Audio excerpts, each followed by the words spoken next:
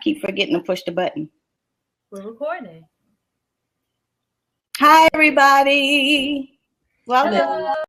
Welcome, everyone. Welcome to the Fire and Ice Show. I'm Fire. I'm Ice. And Fire and Ice. Dealing with life after life have dealt with you. Us. Yes. Right? So I'm Laura Shay Statler Lovett, the owner of Coast to Diamond, and I primarily help women who've experienced sexual assault through an emotional and healing process. This is the woman. We focus on the woman, not the issue, not what she went through. We focus on you, your new life, and moving forward from there. And kick it over to my partner. The other way. Hi, everybody. I am Jay. I am founder of Matters in My Heart, an emotional support program, and also the founder of Jay the Author, self-publishing company. So we talk about the experience in the emotional support program, and for the self-publishing, I help you write your story. So I also work just like my counterpart right here. I also work with victims of abuse, domestic violence, sexual assault, whatever kind of abuse that they must have experienced in their life or may currently be going through. So we kind of help you get back to living. Should I do that? Okay. Yep. That's not offensive, is it? Okay. I don't think so. I would hope not. Somebody. Hello, Coach Rebel. But today we are joined by extra co-hosts tonight. Yeah. Are they down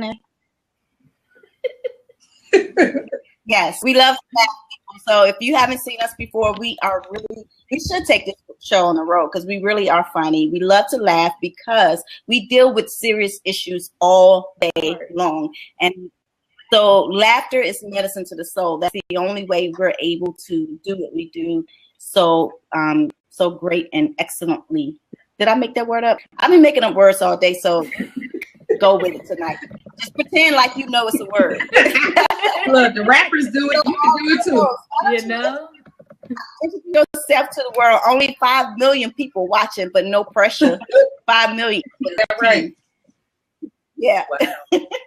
Introduce yourself. Who are you? Who is you? And why is you here? Oh, okay. Well, I am Wanjiru, aka Wani Boo of Wani's World. That is my blog name. And I am here because I need to know what not to say to people that have been, dealing with abuse, because I am such an aggressive personality.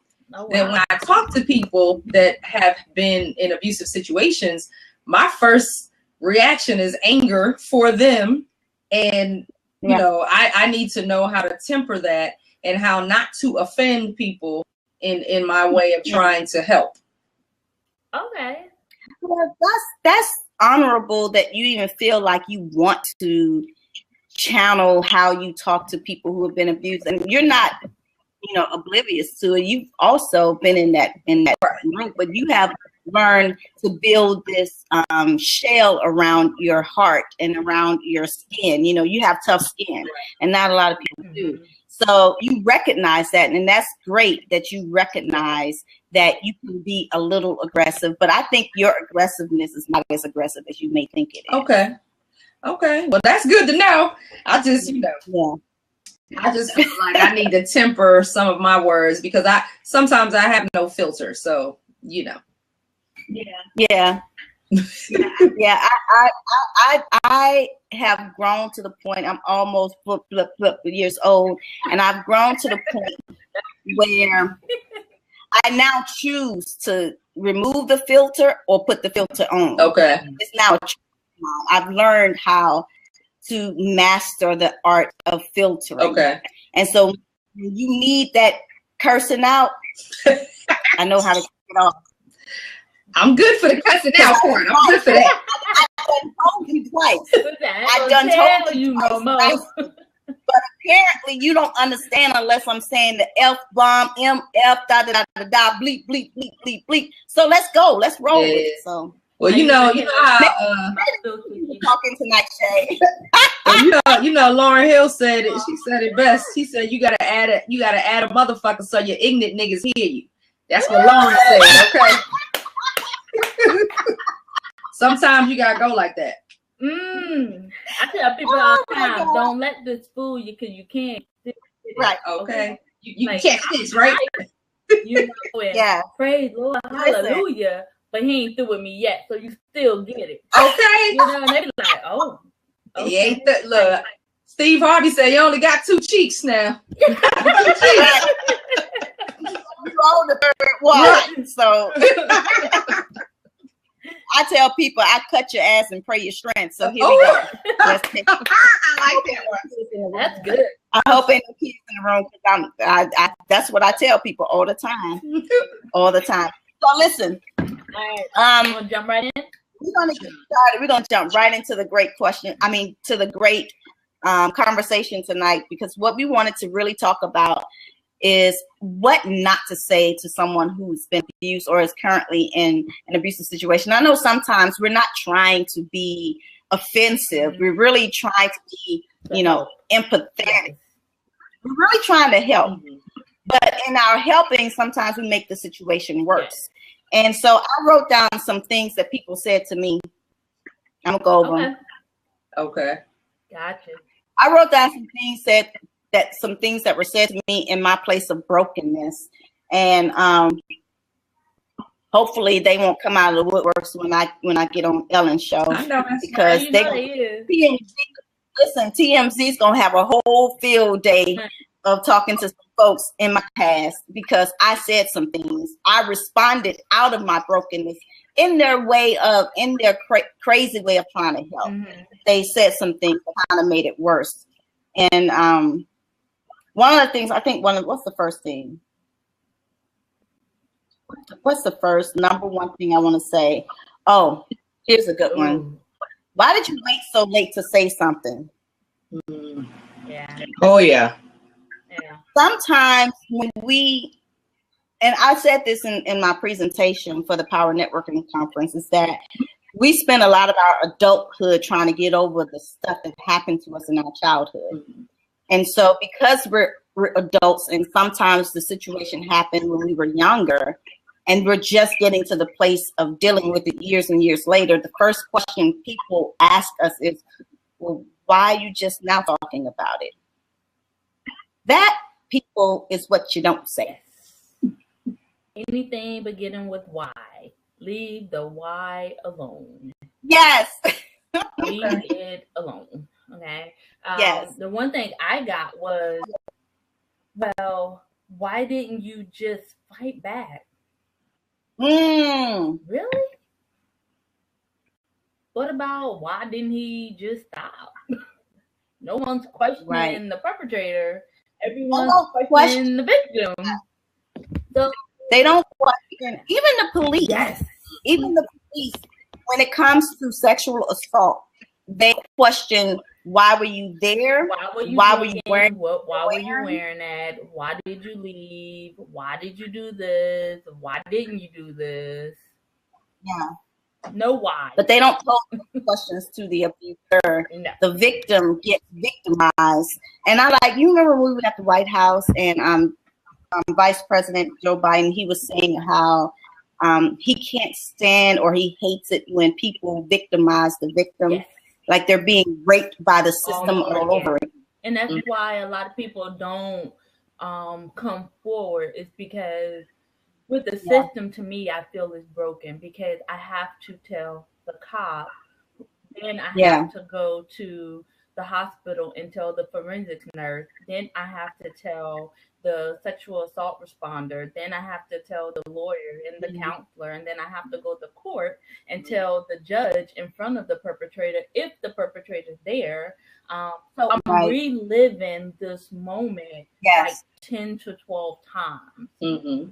And what about when you've been abused, when you've been sexually, when you've been raped? Let's call it what it is. Exactly. When you've been raped and you have to go to the hospital and they force you to do this kit where they take a sample. Mm-hmm. So you've just been violated and now the hospital is about to violate you only moments hours after the incident happened. It seems like there's no consideration Right. for them. Exactly.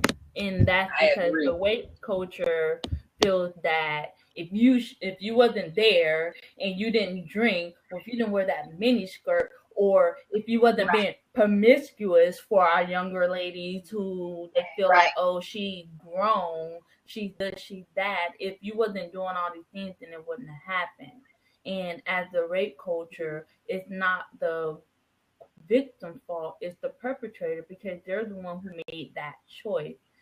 The victim didn't ask for it.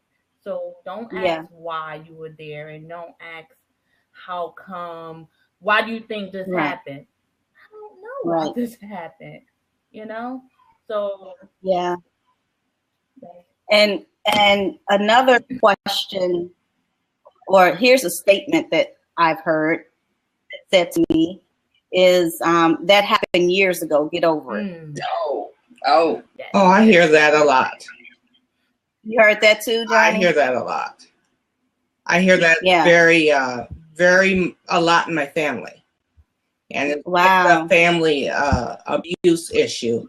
It's a family issue, and that's number one thing when you talk about it, is that's happened a long time ago. Why are you still talking about it now? Yes. Right. Oh my God. That's what you don't say, people, to someone who has been abused or someone who is even currently in an abusive situation. One thing I did hear is that one thing I heard was, well, just think about things how people have experienced worse. You're still alive. Yes. Oh, really? The silver lining out of a bleep. Are we going there right now? Right. I'm sorry. I sent out the video this morning from Brene Brown that talked about that she was talking about how to show empathy versus sympathy and the difference between that. And that, what you just said, hit right on what she was talking about. Most of the time, people, when they're being empathetic, they're putting themselves in your place. And so they're really sensitive, not to the point where you're like walking on eggshells around that person and you can't really, express yourself and being offensive to them. That's not what I'm talking about with showing empathy, but really thinking about how you would feel if someone said that to you. Yes. Versus someone, if they're, and first of all, let me just say that for someone to open up to you and say, I've been abused, I've been raped, or my spouse is hitting me or whatever, that takes a lot of courage. Yes. And it takes a lot of strength. And really, they're crying out for help. They're not telling you just because it's conversation piece, but they're really crying out for help. And so for you to say, oh, get over it, or, well, what did you do? Or did you report it to the police? Or, you know what? Let's just go out and get something to eat. Eating always make me feel better. Those types of things are things you should try to stay away from when you're talking to someone like that in that situation. Yeah. One of the things I got was it was really hurtful. It was, well, it has happened to a lot of people and they've got through it, so why can't you just move on? Like, you're not the first, you're not gonna be the last, just move on. And I'm like, yeah, really? Yeah, really? Like, come on. Well, I think what people don't understand is that sexual assault, you can try to get over it, but it really stays with you for the rest of your life. I mean, it pretty much changes the trajectory of your whole life. Whether you can, you can move on from it. However, you're still going to always remember that to the day you die. Exactly. I mean, I don't know why people say that you should just get over it. I never understood that one. I think the very first line in my book, It Is Forbidden, is that I don't think you ever get over being abused. Right. And that's one of the things I teach in my program, is that I'm not telling you you're going to get over it. I'm telling you that you can still live and you can learn how to cope with what your reality now is. This is now your new reality. Healthier coping skill. Right. Yes, healthy coping skills, and this is your new normal. Yeah. And so how do you operate now after what you've gone through, but in a healthy way? Right. Because I've done all the unhealthy things. Mm-hmm. And so I'm at this place now where I'm focusing now on really my mental health. Mm-hmm. I think we're all responsible for our own mental healthiness. Yeah. Right. You know, anyone is capable of losing their mind at any point in time. I don't care what background you have. Mm-hmm. So we're all responsible for keeping ourselves sane and here. Right. So how do you do that when you're so burdened down by hurt and by pain? Switching the topic just a little bit from sexual assault to someone that's currently in an abusive situation. I remember growing up, of course, most of my memories of growing up in childhood is about domestic violence or some type of abuse, especially in my family. So my aunt, who was my uncle, the one that I couldn't forgive. Yes. You know, I talked about her a couple of blabs ago, that she was the last one that was left for me to forgive. And it was harder for me to do that. So I'm in the process of forgiving her. But what I remember about her the most is that the hits that she took from her husband. And so every time she came around, she had a black eye. Every single time. And as a kid, I used to I said, you know, why your face always look like a bowl of black-eyed peas?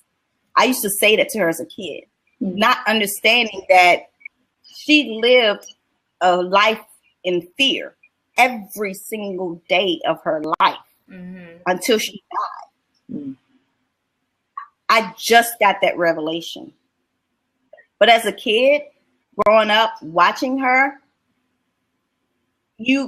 as a kid, you kind of soak in the perceptions of everyone around you, what you hear the most. Mm-hmm. And so you tend to mimic that because that's the environment that you're in. You're a product of our environment. And so my uncles and my mom and my other aunts, my whole family was like, they gave up on her a long time ago. And it was like, well, we're not going to keep going over there and bring her out, and she's just going to turn around and go right back with him. That's one of the things that I'm saying you don't say to someone who's currently in an abusive situation. I'm not gonna keep coming and get you because you're gonna keep going right back. Mm-hmm. So how do you respond? We talked about things that you shouldn't say. Mm-hmm. That's a good question. That's a good question. Because my mom did tell me that when I was with my abusive ex-husband. She told me that when I was ready to leave, she would help me, but I had to be ready. She said, if I was ever going to be going back, do not come to her. Wow. But when I was ready to leave, she helped me. But no going back and forth. So what do I'm asking, I mean, just what you're saying, what do you say? I know for me, from the training that I've been through, the things we do is we listen. When someone is talking to you, you listen to them and you let them tell their stories, and don't question them on why you're there, why you keep going back. Because if you actually listen instead of trying to think of a response to what they're saying, they're crying out for help, and there's clues in what they're saying. And you can actually use that, not to manipulate, but it is somewhat of a manipulation, but you can use what they're saying back on them. So if someone is going through domestic violence and they're in a situation, they're going, I want to leave, but I don't know how I can take care of my kids, and I don't know this, and I don't know that. They're telling you what their problem is. Their problem is they don't know financially how they're going to survive without that person. So what you as the listener go, okay, so financially you're worried. So let's come up with a game plan. Let's save this amount of money, what you feel is adequate for you to get on your feet. And then once we get this amount of money, do you feel you'll be ready to leave? Yes, I feel if I had $1,000, I'll be ready to go. Okay. all right, you go back home. We come up with, well, you come up with a game plan. You go back home. We hit $1,000, and then when that happens, she go, well, I don't think 1,000 is enough. What you say is, but you said not. Well, why not? You said $1,000 is enough. We're gonna make it. We're gonna do this, this, and this. And you basically listen to what they're saying and give them options and game plans to what they're crying out for. If you listen, they're gonna tell you what their issue, what their problem is, and from there you'll know what it is they're trying to tell you. Well, he checks on me every hour on the hour. You already know he's checking on her. So if she leaves, she has to leave within that amount of time, and she has to be okay with not taking everything. Because if he's checking on you every hour to hour, you can't pack up the whole house as if someone who goes to work at 8 o'clock in the morning and come home at 4. You know, so you have to listen to what they're telling you. You know, it's really difficult when you're currently in that situation, because one of the things that keep you there is the manipulation of the mind. That's the control of the mind that the abuser have over you to convince you that you're not going to be able to live without me. You're not going to be able to make it without me. I do this for you. I do that for you. No one loves you like I do. See, that's what they do. They coin the abuse with love. And that's why I say all the time that love doesn't hurt. But if you've already been in a broken place before meeting that spouse, him or her, whoever it may be, then it was easier for them to kind of capture you into that way of thinking. And so because your mindset, one of the hardest things you're ever going to do in your life is change your mindset. That is the mind is a powerful thing. That's why the Bible talks a lot about keeping your mind, girding your mind. God gave us free will. So he's not going to overtake us and make us do anything. He wants us to freely come to him. And with that free will comes the ability to control our mind and how we think. And so in a situation where you're in an abusive, and I've seen it over and over and over again, the fear of leaving, because you know he's coming to get you. And there's a story when you get home. Oh, it's going to be worse. You're going to get it. You're definitely going to get it. It's to the point where the hits don't hurt anymore. The stomps to the chest, the slap to the head, the spit in the face, all of those physical touches really don't anymore. You become immune to it. And so now he really has your mind. He, she, whomever it is, your abuser now has your mind to the place where he doesn't even have to touch you anymore, or she doesn't even have to touch you anymore. It's that level of abuse that is really difficult to break, and to convince someone that you can break free from that. And for me, the urgency of me working with Matters of My Heart is because I've seen so many women die from the hands of their abuser. There's this one story, a young lady who was actually working, and part of her job is she traveled to different places. And so she traveled to, out of state one time, and in the hotel room, she decided to attempt suicide. Now, I can't, the hotel manager happened to have walked in the moment. So what she did, she took a whole bunch of pills and she drank a whole bunch of wine.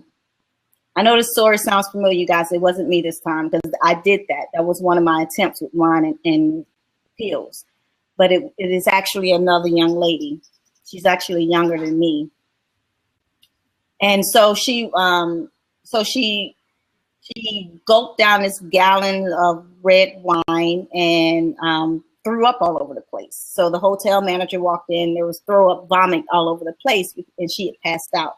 He ended up taking her to the hospital, and on her emergency card was her husband's name.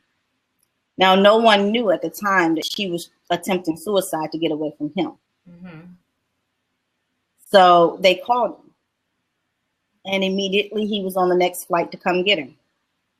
My heart broke when I heard that story. I cried. I actually cried because no one knew her struggle.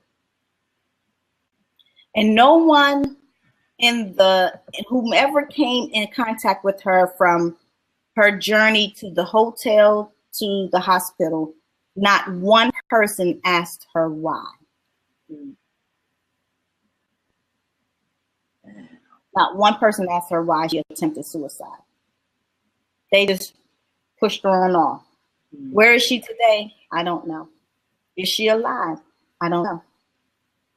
But my heart breaks for her. And it's those types of stories that is the reason why I am doing a video campaign to go to the White House. Because it's those types of stories that don't make it to the press. Mm-hmm. That doesn't make it to Fox 5 News. Mm-hmm. But it happens. It happens all the time. And it happens mostly in these small towns that everyone forgets about. Mm-hmm. Where the medical care is like horrible, their lack of medical care. It's those places where abuse is so prevalent. And of course, those who are being abused, the victims, they feel like they're hopeless. Like, who's going to help me? Who can help me? No one's trying to help me all these years. And the only way out is to die. Yeah. That's sad. It really is. And another thing, when you're dealing with a victim and they're in that spot, is don't say things like, "Oh, I can only imagine," because you don't want to imagine that. Mm-hmm. You know, like that's the part where you're trying to show sympathy, but that's where it goes wrong. Like, don't try to imagine what I've been through. I don't want you to imagine that. I don't even want to imagine that. So why would I want someone else? You know, or I kind of understand what you're going through and try to relate it back to some story that has nothing to do. Like, don't make comparison, you know, because at that moment, I don't want to hear your comparison. I don't want to hear really your sympathy. I just want you to say something in that as, what do you need for me to do? Yeah. What's the next? What would you like to happen? You want to do this or you want to do this? If you give more options, that's why it's so important to know the resources for wherever you live. Know Absolutely. The resources that are out there, so that way you can give that person option. Do you want to do this or this? You know, I feel this would be better, or this and this, you know, so that way they know what their options are, because most victims don't know their options. They don't right. know the resources that are in their state. They're exactly. Because honestly, I didn't know a lot of my options when it happened to me. And the only thing I knew is from what I've seen, and that was the victims who had been abused within the military were the ones who treated like they did something wrong. Right. They're the ones who got moved. They're the ones who had to up and root and leave the office. They're the ones everyone was talking about. Even though they say it doesn't follow you on paper, everyone knows that the Good Boy Network is all about a phone call away. It don't have to be in my paper. Exactly, you know. So everyone knows when you move to their office, you're the problem child. You know, so it's one of those things where you have to just know the resources that are available and tell them their options and listen. Because most of the time, I didn't need no one to agree with me. I didn't need no one to understand me. I just wanted you to listen to what I had to say. And then that was it. Just getting it off my chest made me feel better. And most victims feel that way. Just let me get it out. But I would say that I learned not to be able to share my story with everyone, because not everyone is capable of being a support system. Like when you're supporting someone, so when you say, just tell me what you need to do, be prepared and be ready to do that, because this is a serious thing here when you're saying, oh, let me help you. Because what if they say, well, can me and my 5 kids come stay with you tonight? Because like, I'm gonna do something. Are you willing to let someone and their 5 kids, you know that hell coming your way too? That means whatever she brings with her, she's bringing that with her in your house. Are you willing to go that extra mile? Are you willing to be that type of support for someone who is currently in that situation? If not, then know who is. Know who you can call. Know all of the shelters around. I got them in my phone. You can't come here, but you can go here. You know, and that's knowing your resources. And you're right, you got to know who your support system is. Like I said, I hate those friends, and I use the word hate, and I tell my kids not to use it, but I'm using it now. I hate those friends that strongly dislike. I hate those people that go, whatever you need, I'll do it, right? Like, I'm there for you, just let me know. And then I call you and be like, okay, I'm having a bad moment right now. Could you come over and watch the kids while I just go somewhere for an hour? Girl, I wish you would have called me sooner. XYZ. But however, Facebook just told on you. You talking about you bored out your mind. But I call you, I need you, but now you don't want to be there. Like, really show up. Like, show up. Be for real about it, you know? So, and honestly, I don't like to put this on people, but sometimes that call to you might be the last call I ever make, because that could be the call that determines whether someone's going to take their life or not. True. Yeah. So if you're going to put yourself in that position and go, whatever you need, I'm there for you. If that person is in a bad situation, you need to own what you say and do it and take responsibility. Because not to put their life over you, but if they killed themselves because they called you and they need you and you decided that whatever was more important than a friend you know is in need, and then they killed themselves, that's on you. I'm sorry. You have to live with that. I hate to say it, but that's the truth, because you put yourself in that spot to be there in their support system. You have to be willing to make a 3 o'clock call. I've been there for one of my service members. That's all I'm gonna say. I had to be there for her at 3 o'clock in the morning. Me and my 3-year-old child. I packed him up at 3 o'clock in the morning and went over to her house because her husband was beating on her. Yeah. And he wouldn't do it to me, but he did it to her. So I had to pack her kid up and her, in the same time, calling the police, everything else at 3 o'clock in the morning. I put me and my child in danger because of that. But at the same time, I was that one who said, call me whenever you feel like this is going to be it for you. And that's what she felt. And she actually left that day because I really sat down and was like, look, you have to do something. Yeah. You know, and she actually left that day. But if you're going to be a support system, be there. Don't just be that. When you say you're going to be there and I want to cash in my ticket, let me do that. Yeah. Gotcha. Yeah. So, Juan, are we answering your questions as far as what you are? Not to say. I mean, yeah, you answered my questions. I mean, half of those things I've already said, like the why and all of that. That's because I be wanting to know. I'm one of those people. I'm like, I need to know your process of your thought and how you got to this point. So, you know what? Before I met Johnny, I used to be like, look, that's some bullshit. I would have done X, Y, Z, because in the situations that I've been, I've done X, Y, and Z. You know what I mean? Yeah. And even talking to what you just said, Shay, you were talking about, being there for somebody. And sure enough, I have a person that I'm working with right now. She's not in a physically abusive situation, but she's definitely, it's not a situation that she wants to be in. And it was so crazy because she was on my mind. We were supposed to meet last week and I was tired. So, cause I'm still getting over my own health crisis. So I was like, I don't feel like calling, But I ended up calling, and I was so glad because she told me that she had just got out of the hospital. They had put her in there because they thought that she was suicidal. And she told me that she wasn't, but I could tell when we first started talking, that's what she let in with the conversation. And then when we were leaving out, I was trying to, basically her situation is she's been a housewife for a while now. So of course she was dependent upon this person financially. So we were talking about trying to get her a job. I was, you know, I'm kind of working with her on that. And when we were leaving out of the restaurant that we met at, I said, you know, look, I said, whatever you need. I said, call me, you know, I'll be there for you. And she kind of looked doubtful because she has people that have kind of bailed on her before. And I was like, look, no, for real, you have a real friend. Like I keep it real. I'm not fake like that. Now, I'm not going to say, yes, you and your kids can come stay with me because I know I'm not available for that.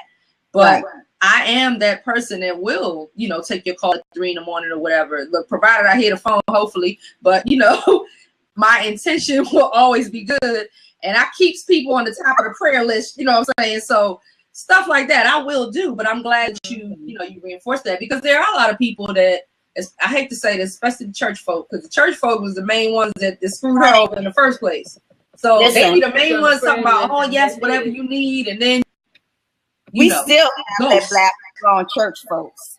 Oh yeah, we can tell you. I can go on for that one. We'll do that. Yeah, we'll do that one. Everybody off. Yeah, piss everybody off for real. Cause that right there, yeah. But yeah, you have answered some questions. But like I said, I definitely was the one that would be like, well, why do you do this? I used to ask my mother, why you ain't do this? Why you ain't do that? And now that I'm grown and I've had people break it down to me or whatever, I see that, you know, different situations call for different actions, and it's not for me to judge. So, you know, abuse is way more than physical. It starts in the mind. It may manifest itself physically, but really, once they have control of your mind, they have control of you, because this is what controls the actions of everything that we do. And so they can penetrate that mind, then they got you. And the whole physical thing of it, of hitting you, is just the manifestation of it, of sealing the deal, really. I was about to say, usually when most abusive situation, it usually works with the mind first, because most abusers break you down. They have to, in order to be able to physically control you, because they have to break your mindset of what you think reality is and your strength. So they have to break you down. And so they do that with words, right? Or shoving. They start with little things. And then after a while, when they know they got you with words, that's when the punching and the kicking and the dragging and stuff comes in. And they know you're not going to fight back because they've already mentally broke you down. So when you see the signs of verbal abuse in the beginning, it's only going to escalate to worse. I'm sorry. The percentages are there. 89% of relationship that starts verbal ends up in 93% physical. So that means you're going to escalate that way, right? So when you see someone who's in a verbal, just talk to them. You know, don't be like, girl, I don't like the way he said that, because if it was me, no, she don't need that. You know, more like, hey, I noticed he's been, you know, saying the little things and getting out of, you know, like, and, you know, and then from there, that's when the pamphlets and the things need to go into place, because he hadn't broken her down all the way. So she still have time. You still got time to get in there, because most people, when they get to the physical part, like we said, it's hard to go in and help them at that point, because not saying the damage is done and it can't go back, but your chances are slimmer. Right. Got you. So now that we've talked about what not to say and a little things on what to say, let's end the blab on a positive note of what are some ways that we can encourage, and what are some of the things that you can say to someone who either has been abused or is currently in an abusive situation. I always say that you can one of the things that you can say is try to ask, what do they want? Like, how are you feeling today? Yes. You know, one of the things that keeps them in that state of mind is that they don't trust anyone. And so if you try to be nice to them, they're thinking like, okay, what do you want from me? Mm-hmm. Or they may be a people pleaser and try not to piss you off because they don't want you to be mad at them, because they think if you're mad at them, you're going to abuse them. And so now they're trying to say all the right things so that you won't be upset with them. Mm-hmm. And so how do you govern yourself in that type of conversation with someone who you know is still dealing with some painful things? I say be there for them and show them the good side of life. So sometimes, you know, you're that nagging friend, right? And you just take them somewhere. Just have good conversation. Don't even talk about the house. Girl, you watch The Housewives. Did you change the conversation? Just have a normal conversation, not talking about their situation. Because honestly, that helps let down some of the walls. And eventually you're going to get everything that's going on in that house just by being a genuine friend. So show them the positive side of life. Go for lunch. Go for movies. Just talk. Never bring up the whole situation unless they bring it up.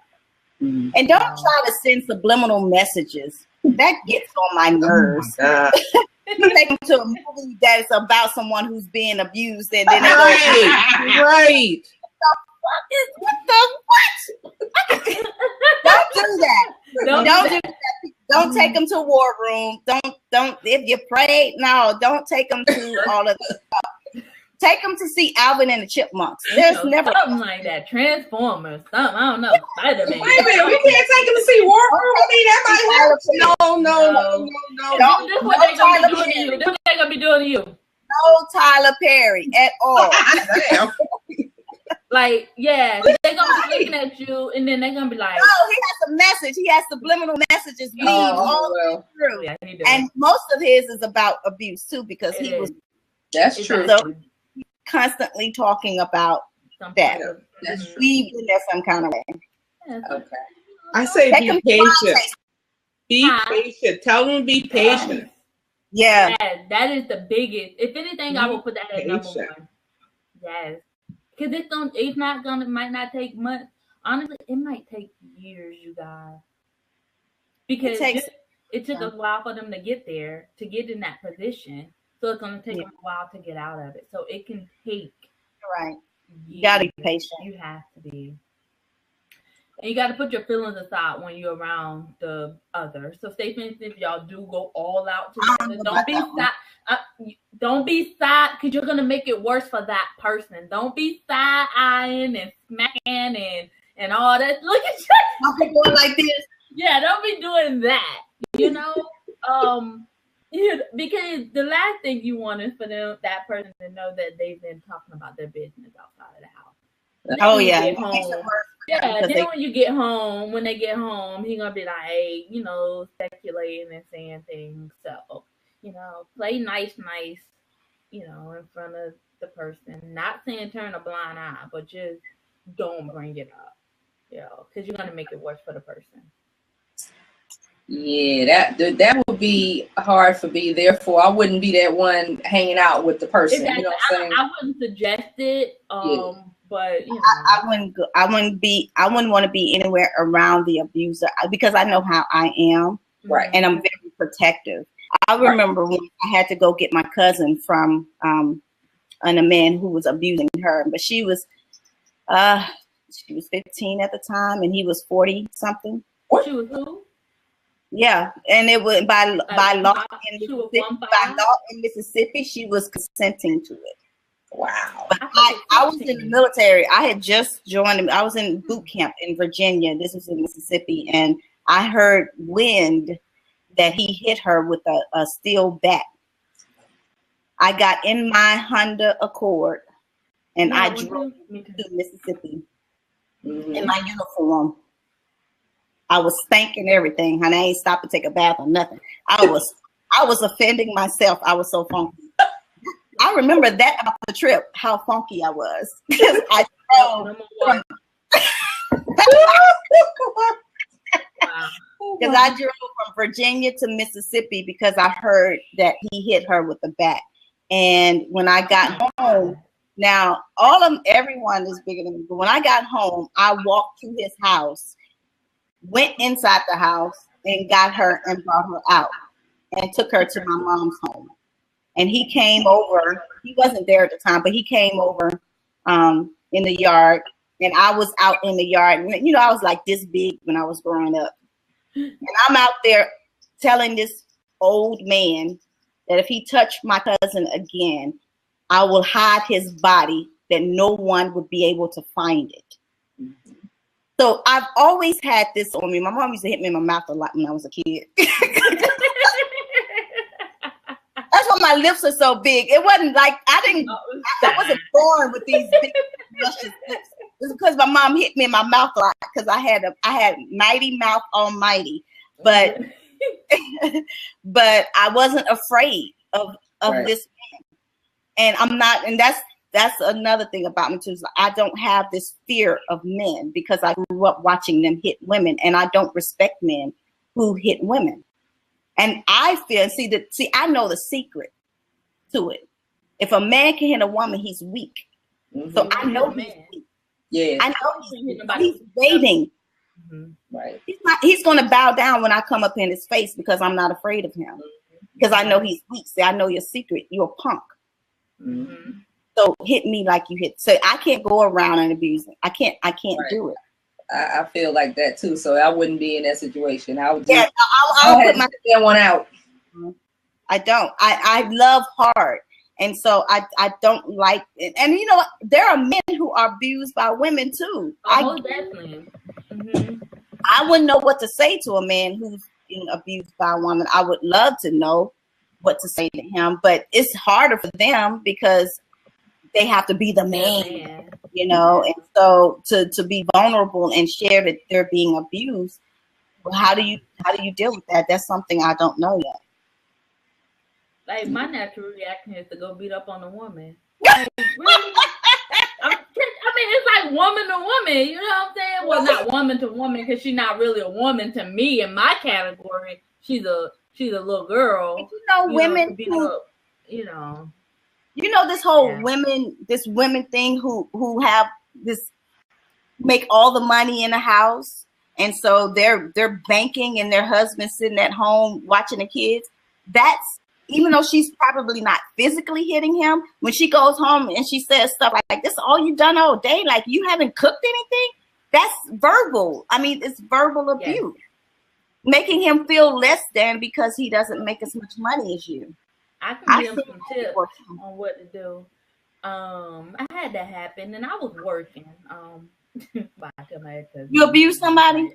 I didn't abuse, but like far as the man feeling that way in a past relationship of mine, what I did was spill the tea. You know, what I did was, and I was working. And they was like, oh my God, all we've been eating all week is chicken. Like for real, y'all, we did have chicken every day, but it was different types of chicken, but we did have chicken every day. Right?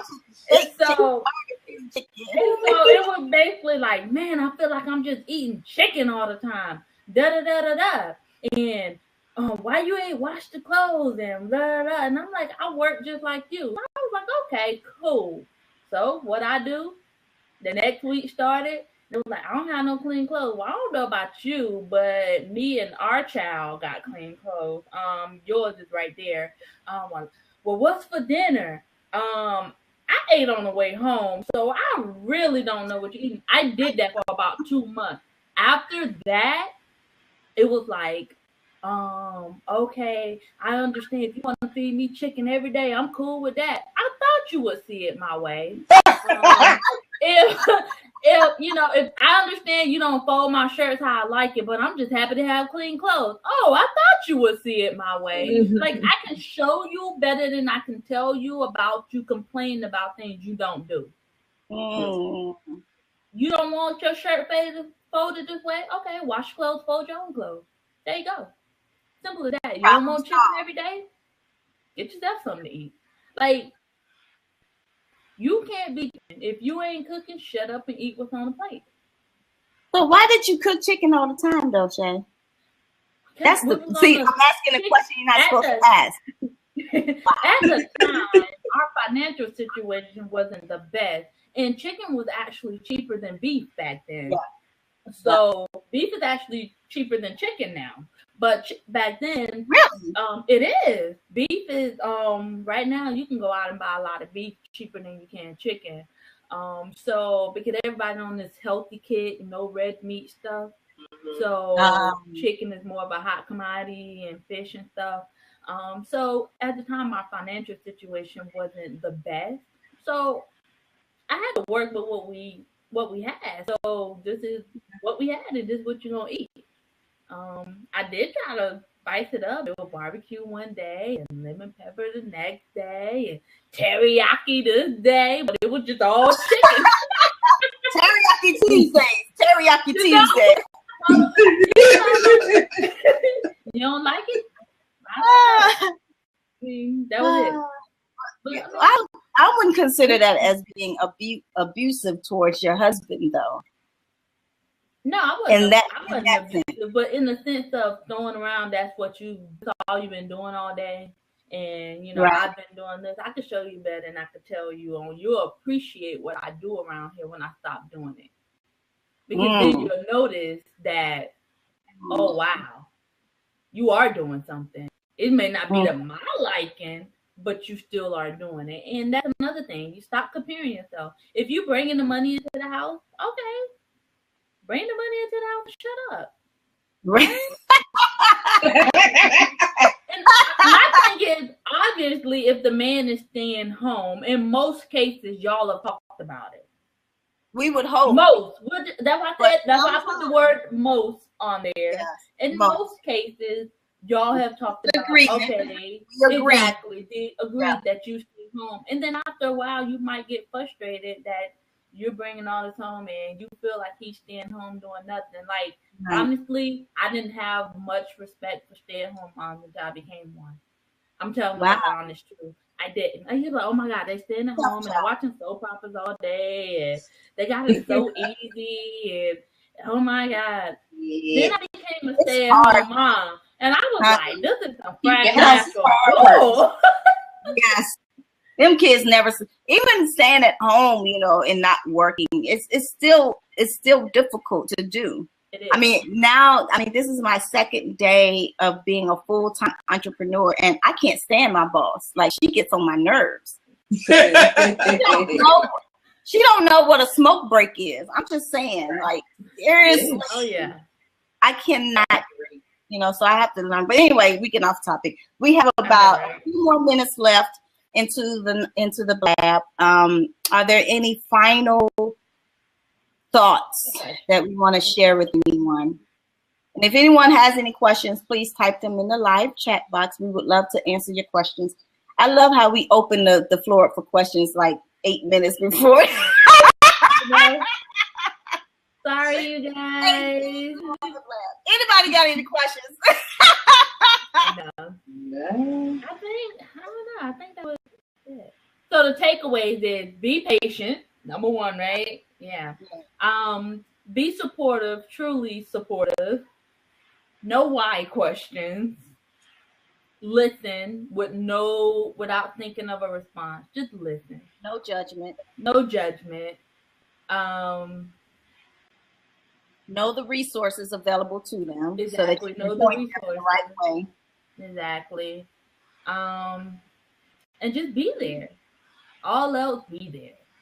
Yeah. And when you do go around them, don't always talk about what situation they're in. They're trying to get their minds out of it. So, you know, try to, you know, do things that bring laughter to them.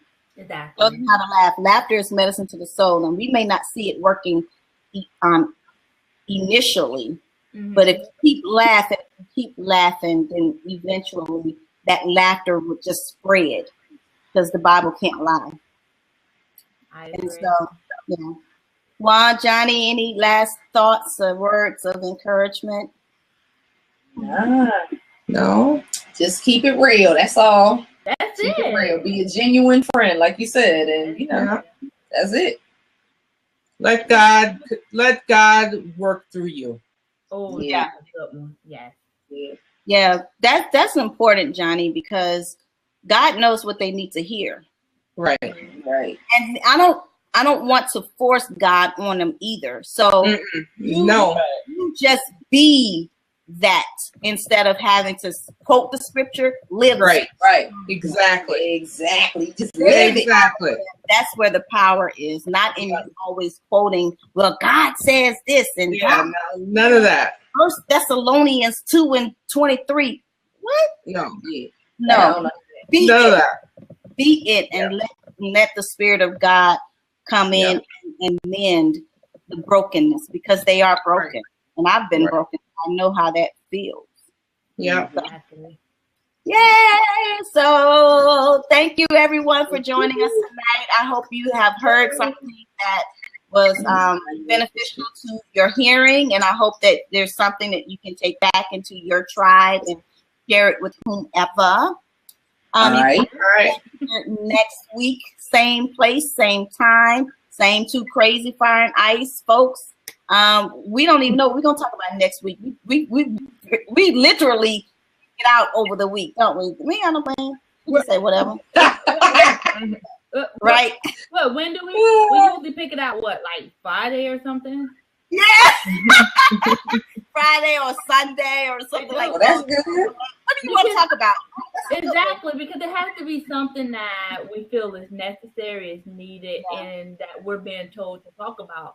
Because honestly, like you said, some people don't know how to talk to victims or how to really be around them. Like, you don't have to be sad when you're around them. So this was a great, topic to talk about. So I don't know. Next week we might talk about the religious folks and how they press the Bible on you when you're going through. Yeah. Can we talk about that? Can we do with that one? Woo, hold up. I'm about to start writing my list now. Yeah. I'm about to get all my church folks to tune in so I can piss them off. Listen, y'all. I might be banned from church. Let's stop. I'm gonna send out the email list to the church. Yes. Why don't we invite Pastor Jamal Bryant? He loves conversation. Why don't we invite him? He loves to talk about the church. I would have to cuss him out in person. I can't stand him. Is that the guy from when he on preaching? Embarrassed the entire black nation. The entire. Yeah.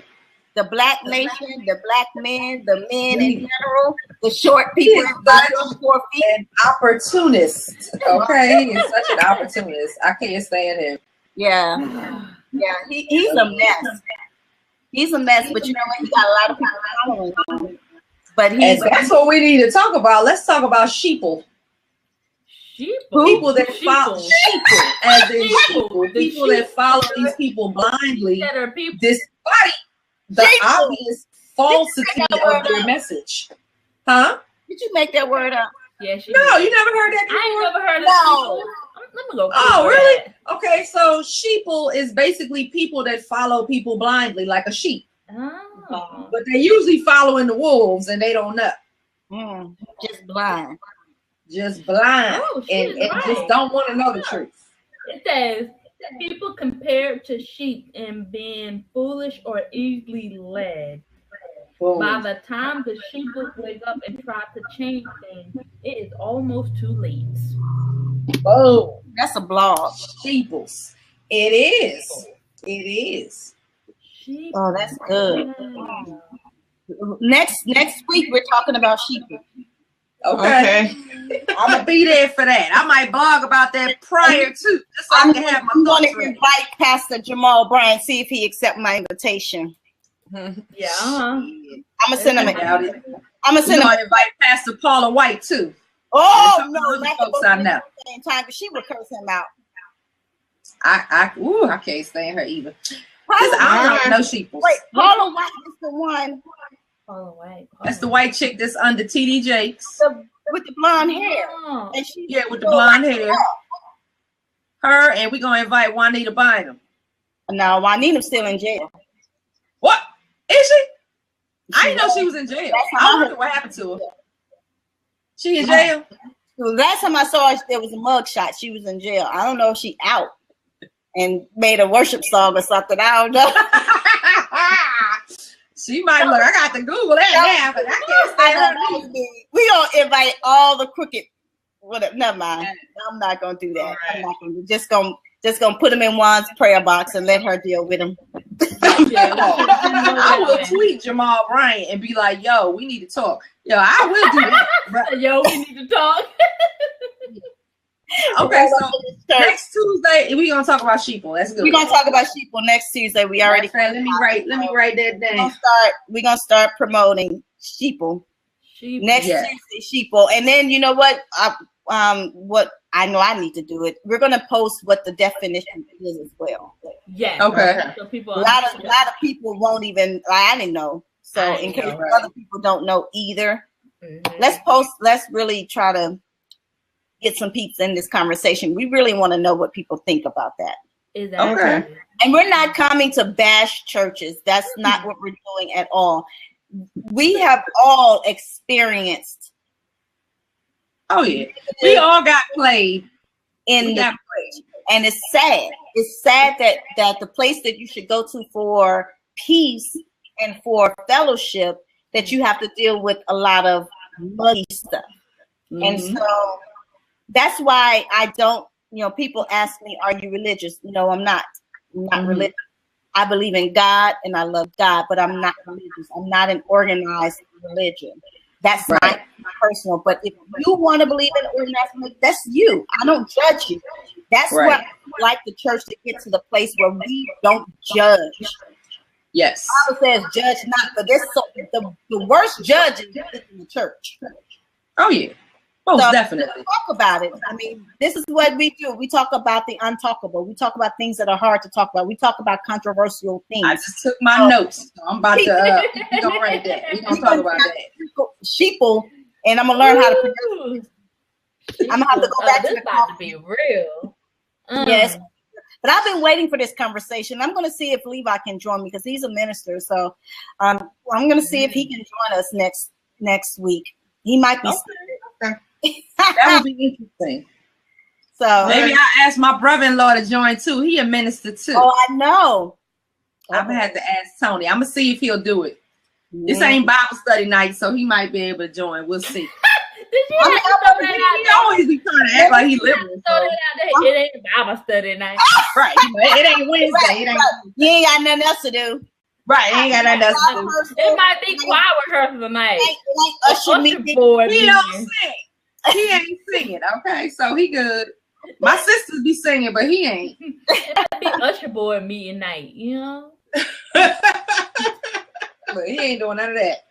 But nah, okay, this is gonna be good. This is gonna be good. I'm prepared for that. I'm gonna really try to get a minister on the line with us because it would be nice to have someone, you know, available to kind of answer the questions that we have that goes on in the church, you know. Yeah. So, anyway, thank you everyone for joining us tonight. It was a really great conversation. We kind of, you know, weaved our way through and back, but we're here and we say good night, and we're going to see you next week where we're going to talk about sheeple. So if you don't know what that is, you have to meet us back here next week, same time, same place. All righty. Everybody, good night. Good night. Bye-bye. Deuces.